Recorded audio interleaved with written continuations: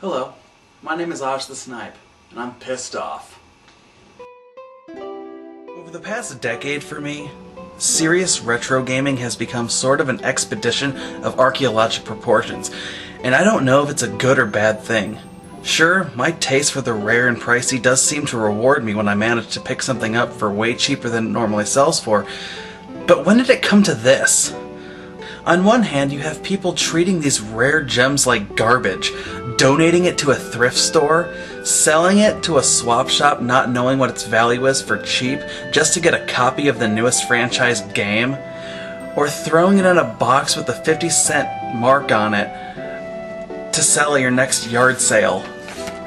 On the other hand, you have these store-owning jerks that take advantage of their customers, charging top dollar for their rare merchandise. A perfect generalized example I can give you is Earthbound. Last year, I finally have Earthbound in the box with a cardboard insert, strategy guide, and scratch and sniff cards, all for a total investment of $96. I found the box by chance at a local store I go to. He planned to sell it for auction on eBay, but I intercepted him and got him to sell it to me for $100 plus tax.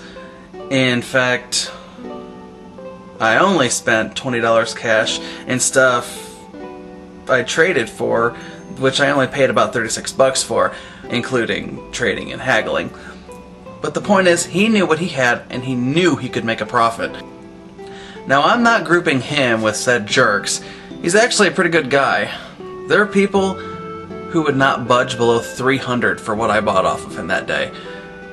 He told me he got it off a guy who bought it at a yard sale with a huge box of other game cases and guides that was getting thrown away for $5. Want another example? This one's more fresh in my mind and can serve as a warning for people who live in my area near Cincinnati, Ohio.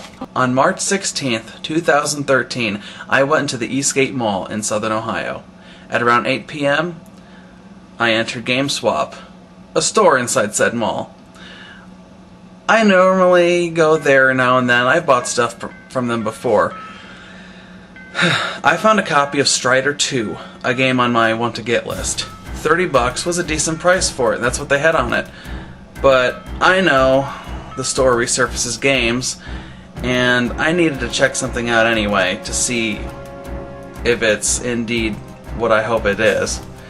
Sure enough, it's missing the Strider disc. See, the thing about Strider 2 is that it's a 2-disc collection that includes the first game also. There's another thing that I know about that some people actually don't. A lot of these copies are misprints. The disc labels are actually reversed. If you want to play Strider 1, you have to put in the Strider 2 disc, and same thing with Strider 2. But only the Strider 2 disc was there. I could tell it was resurfaced, and I wanted to make sure that this was Strider 2, or yet again another misprint. I had them check it out, and sure enough, it was Strider 1. He did find the other copy of Strider 1 that came with the disc, which must have been Strider 2, and I was sold. I said, I'll buy it for $30, sure thing.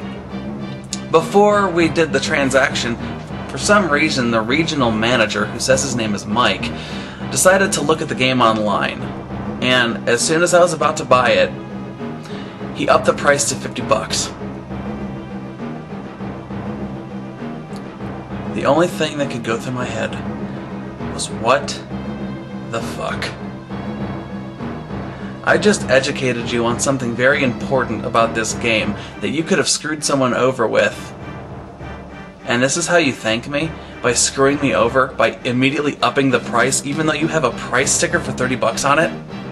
It was one of the most despicable things I've ever seen happen in a store, and it happened to me. Luckily, though, I refused and told him I didn't want it. And I also said that I was going to give him a bad review, which is partially what I'm doing right now. Games shouldn't be exclusive to the point where people can't afford them. I want you to look at some of these. Okay? I mentioned this already, Earthbound for the SNES. This is a complete copy with box, believe it or not, cardboard inserts. It's really expensive. Strategy guide with the scratch and sniff cards and the game itself. Something like this, on average, is worth at least $600 to as much as a little over $1,000 just for this. The box itself, people will sell the box. That's how I got the box. I bought it by itself. People will sell as high as $300. Just the cardboard insert, people will sell for $200. It's ridiculous. And there's more. Final Fight Guy. I just recently saw that this game is selling for at least over $250. Some as high as almost $400. PlayStation? There's some PlayStation games that are pretty expensive too. Intelligent Cube, Tomba. Last time I seen Tomba on sale, it was at least around $50, possibly more. I haven't checked it lately. Tron Bonne, one of my favorite PlayStation games of all time. Look at the price of that. Just buying the disc is over $100. Most copies sell for around $125 to $200. And you think it's just old games? You're sadly mistaken. This game just came out earlier this year, Fire Emblem Awakening, because it was really hard to get a hold of, even though you can buy a download copy of it for $40. People were scrounging up the copies that they could at GameStop and other stores and trying to sell it for about $50 or more. Luckily, a new shipment came out for this recently. It's a good game, by the way. You should try it. Oh, and don't even get me started on Xenoblade Chronicles. This game came out about a year ago, considered to be one of the best games of 2012, especially for the Wii, and now people that want it have to pay, on average, about $100 for it. If you're lucky and find a GameStop that people didn't realize had it, you might be able to pick it up for $60. This is ridiculous, folks.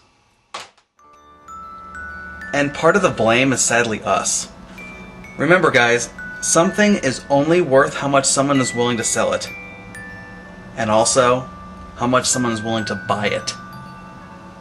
Words get thrown around for rare games. Underrated, unique. This day and age, another word seems to be popping up. Priceless.